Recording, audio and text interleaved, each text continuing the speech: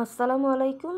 আজকে আমি লাউয়ের খোসা দিয়ে ভাজি রান্না করব। তো এখানে লাউয়ের খোসাটাকে একদম আলু ভাজির মতো করে চিকন চিকন করে কেটে নিয়েছি। এরপর ভালো করে ধুয়ে পানি ঝরিয়ে রেখেছি। আর আজকে এই খোসাটা রান্না করব চিংড়ি মাছ দিয়ে। আমি এখানে ছোটো চিংড়ি নিয়েছি। চিংড়ি মাছগুলোকে কেটে কুটে ভালো করে ধুয়ে পানি ঝরিয়ে রেখেছি। তো এবার রান্না করার জন্য চুলা একটা প্যান বসিয়ে দিয়েছি, তাতে তেল গরম করে নিয়েছি। এখন এর মধ্যে পেঁয়াজ কুচি দিয়ে দিলাম। পেঁয়াজটাকে জাস্ট হালকা একটু ভেজে নিব। এরপর এখানে আমি চিংড়ি মাছগুলো দিয়ে দিলাম। চিংড়ি মাছ ভাজতে কিন্তু খুব বেশি সময় লাগে না। চিংড়ি মাছটাকে ভেজে তারপর এর মধ্যে সামান্য একটু পানি দিয়ে দিয়েছি। এখন এখানে এক একে মশলা অ্যাড করে দিচ্ছি। এখানে আদা রসুন বাটা দিয়েছি, হলুদ গুঁড়া, মরিচ গুঁড়া, জিরা গুঁড়া, লবণ দিয়েছি। তো আমরা যতটুকু ভাজি করবো, যে পরিমাণে রান্না করব, তো সেই পরিমাণে মশলাটা অ্যাড করে দিয়েছি। এরপর মশলাটা ভালো করে কষিয়ে নিয়েছি কিছু সময়। তো মশলা কষানোর পর এখানে আমি এই লাউয়ের খোসাগুলো দিয়ে দিলাম। তো এবার লাউয়ের খোসাটাকে এই মশলাটার সাথে ভালো করে নেড়ে চেড়ে মিশিয়ে নিতে হবে।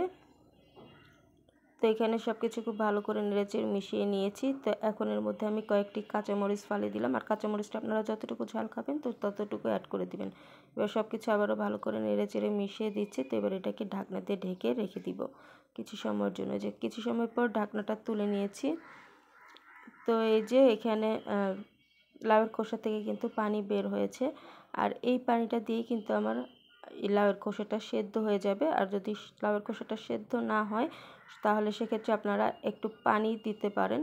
কিন্তু আমার আজকে লাউয়ের খোসা থেকে পানি বের হয়েছে, তো এখান থেকেই লাউয়ের খোসাটা সেদ্ধ হয়ে যাবে। তো আমি এটাকে আবারও ঢেকে দিলাম। তো এই যে কিছু সময় পর ঢাকনাটা তুলে নিয়েছি। তো এই যে দেখুন পানিটা কিন্তু পুরোপুরি শুকিয়ে গেছে। তো এবার এটাকে একটু ভাজা ভাজা করে নিব। আর এই লাউয়ের খোসা ভাজিটা খেতে কিন্তু খুবই মজা হয়।